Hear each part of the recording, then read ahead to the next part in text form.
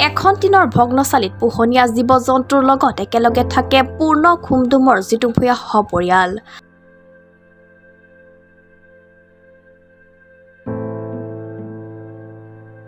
হাজো সমষ্টিৰ কয়া বৰপুল্লা গাঁও পঞ্চায়তত দৰিদ্ৰ লোকৰ চৰম দুৰ্দশা।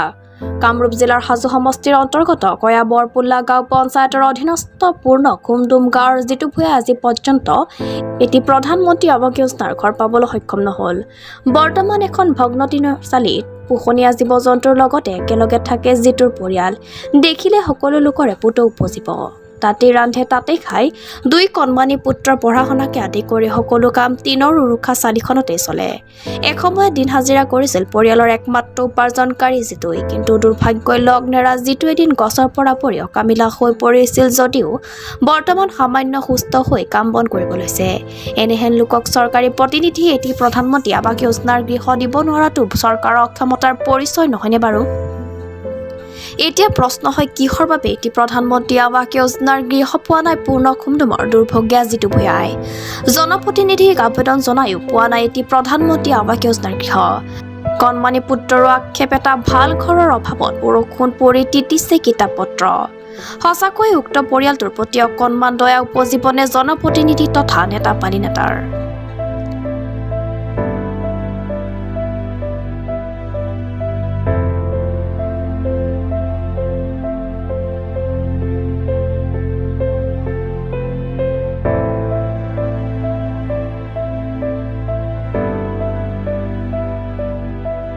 কালি মোৰ বৰষুণ দিছিল, কিতাপ চিতাপ ভিজি যায় বৰষুণ পৰি কিনে।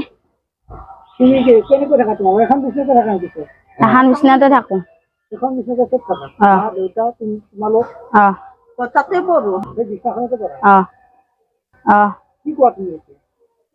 চৰকাৰে আকৌ হেৰি চেৰি দিয়া নাই, ঘৰ চৰ দিয়া নাই, কিতাপ ভিজি যায় স্কুলৰ কিতাপ। লগৰ চলিও আহিব নোখোজে। এনেকুৱা মানে চৰকাৰে আপোনাৰ দিয়েই নাই। প্ৰায় চৰকাৰক এনেকুৱাকৈ হেৰি মানে বিধেয়ক আহি যায়, ইয়াৰলৈকে খোবা চোবাৰ আকৌ হেৰি নকৰে। এইটো হাজো সমষ্টি। এতিয়া ৰঙিয়া পৰা বুলি কৈছে, সুমন হৰিপ্ৰিয়াই একেলগে আহি যায় চকক লাগি।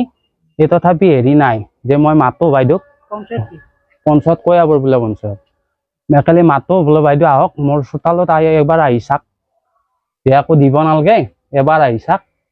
তাত মানে আমাৰ দেউতাও নাপলাক ঘৰ, দেউতা মাইটো এতিয়া বৰ্তমান মৃত্যু হৈছে। নাই অভিযোগ দিছো 2011 চনতে কয়, 2011 চনৰ পৰা ফাৰ্ষ্ট লিষ্টত থাকে, এইবাৰ 18তো ফাৰ্ষ্ট লিষ্টত থাকে। আৰু কিছুমানে কয় বোলে যে এইবিলাক চেনেল টেনেল মাতি থাকিলে কাটাহে যাব, ঘৰটো কাটা যাব, নামটো কিবাকে আছে কাটা যাব, সেইবিলাক কয়। তাত মানে এনেকুৱা পৰিস্থিতি আৰু এতিয়া সৰু ল'ৰা দুটা আছে, প্ৰায় মানে এতিয়া বতাহ বৰষুণ দিলে অলপ হেৰি লাগে। একেখন চালিৰ তলতে গৰু ছাগলী হাঁহ মুৰ্গী এটা ঘৰতে একেলগে ভাতৰ ৰন্ধা বঢ়াও। আপোনালোকে পৰিস্থিতি চাইছে যে কেনেকুৱা পৰিস্থিতি, এটা ঘৰতে। আৰু ইয়াত মানে পানী হয়, এই জেগাটোত পানী হয়, একজাক বৰষুণ দিলে পানী হয়, মানে এনেকুৱা হৈছে।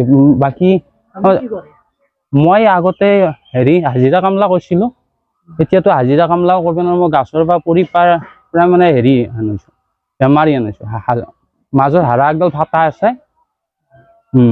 আৰু এতিয়াতো বেলেগ কাম কৰিব নোৱাৰো। এতিয়া এনেকুৱা পৰিস্থিতি মানে সেই হেৰি একো ধৰক সেইও নাই, বেলেগ কামো কৰিব নোৱাৰো, বা সৰু ল'ৰা ছোৱালী দুটাকো স্কুলত দিব নোৱাৰো, বা সৰুটো কয়েই বোলে আমাৰ তাত কাৱে লগৰ ছোৱালী নাহে, এনে তেনে কথা হেৰি কয়।